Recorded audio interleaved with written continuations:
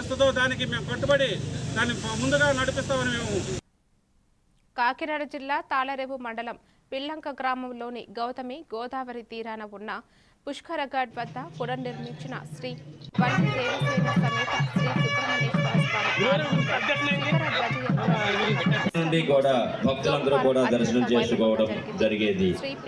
స్వామి పరిపూర్ణానంద స్వామి ముఖ్య అతిథిగా హాజరై విగ్రహాలను ప్రతిష్ఠించి భక్తులకు ఆధ్యాత్మిక సందేశం అందించారు.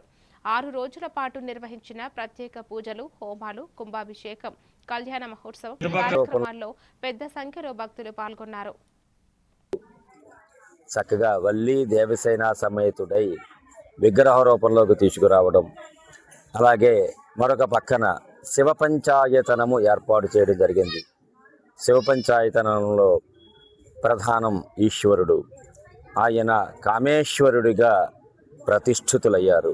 దాదాపుగా 200 సంవత్సరములకు పూర్వం ఉన్నటువంటి ఆలయము శిథిలావస్థకు చేరి భక్తులు పెరగడం వలన కొంచెం ఆలయం చిన్నది అవడం వలన అసౌకర్యవంతంగా ఉండి శిథిలావస్థకు చేరడం ఒకటి. ఇవన్నీ గమనించినటువంటి గ్రామస్తులందరూ కూడా ఈ ఆలయము పునర్నిర్మించాలి అని చెప్పి సంకల్పం చేయడం, ఆ రోజున దీనోద్ధరణ చేయడం, మరలా శంకుస్థాపన చేయడం, అందరి సహాయ సహకారములతోటి ఆ స్వామివారి యొక్క కరుణా కటాక్ష వీక్షణాల వలన